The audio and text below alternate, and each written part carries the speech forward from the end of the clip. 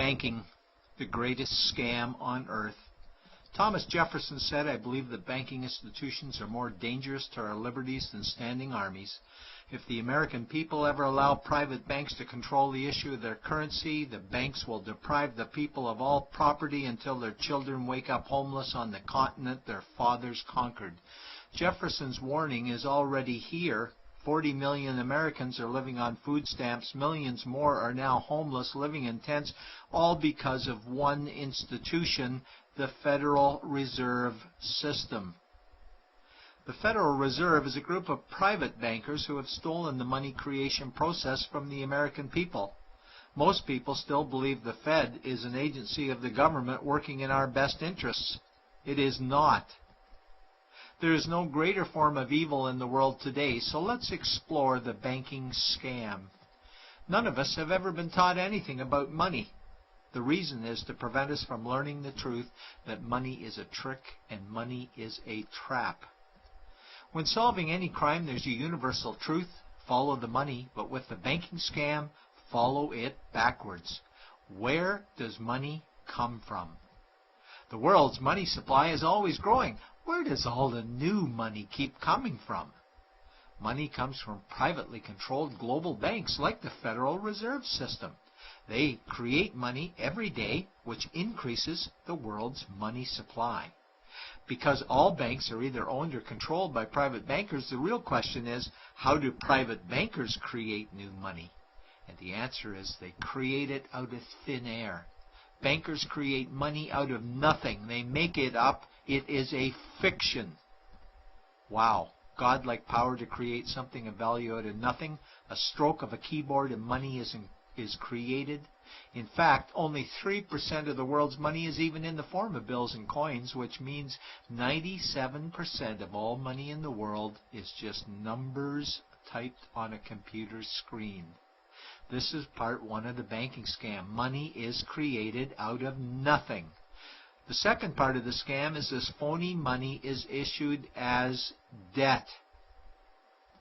What is debt exactly? Well, when you consider we work our whole lives to pay it off, you could say debt is slavery. But whose debt is this phony money? It's our debt, all of it.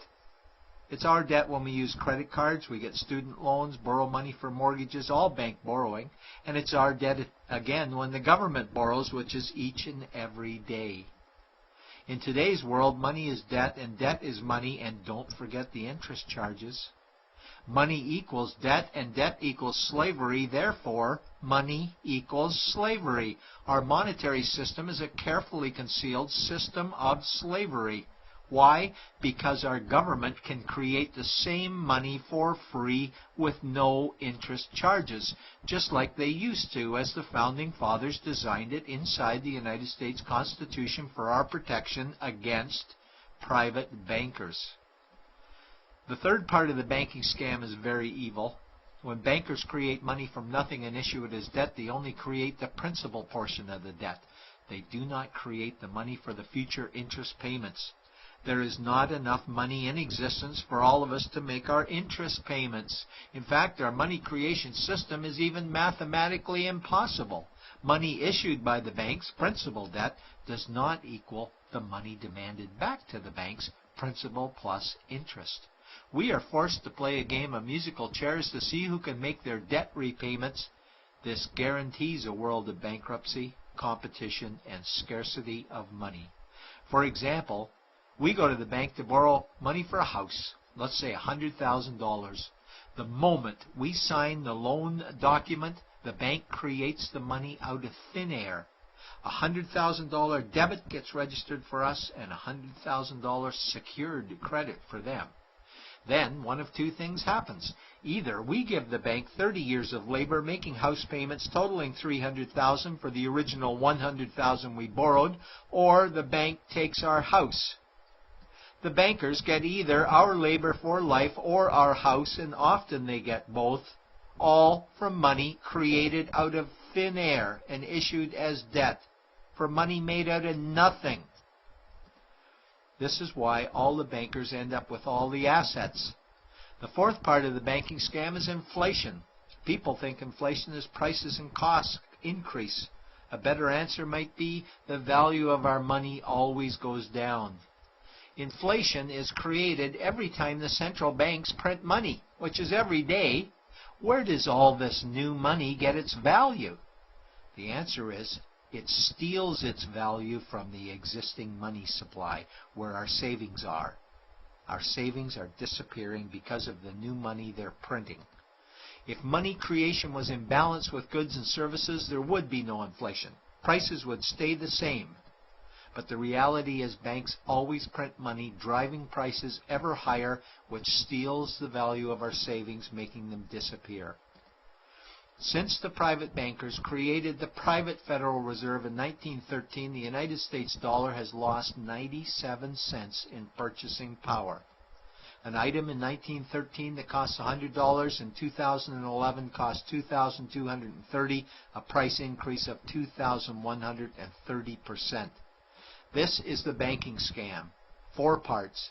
Private bankers create money out of nothing and charge interest on it.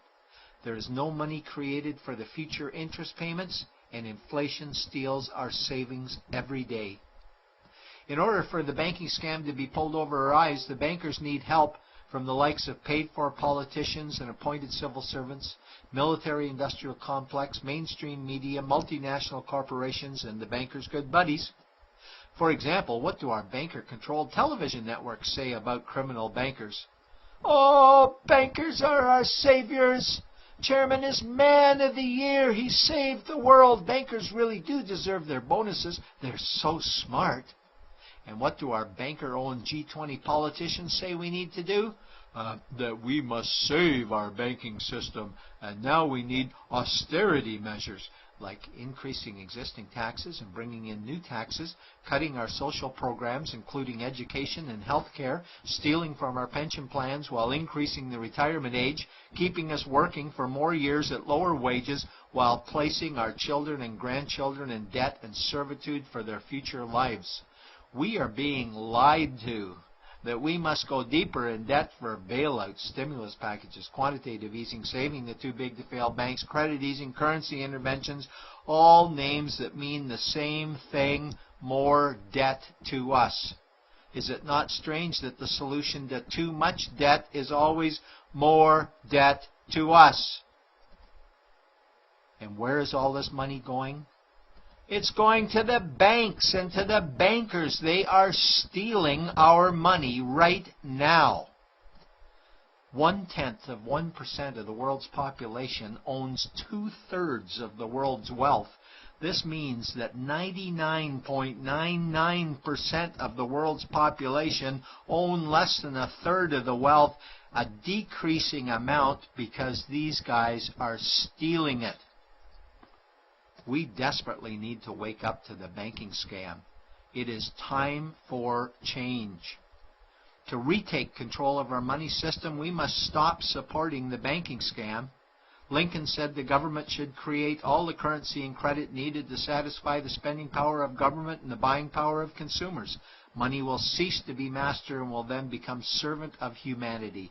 And Jefferson said the issuing power of money should be taken from the banks and restored to the people to whom it properly belongs.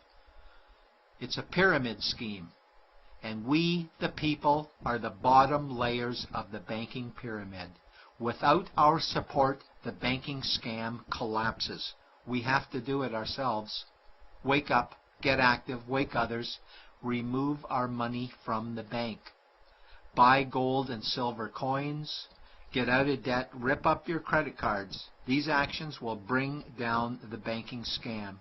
Only vote for politicians who support debt-free money, or run for office yourself, and turn off mainstream media to search for the truth while you still can, and support every effort to end the Federal Reserve System and all the privately owned central banks. Let's bring these criminals to justice to get our money and our countries back before it's too late.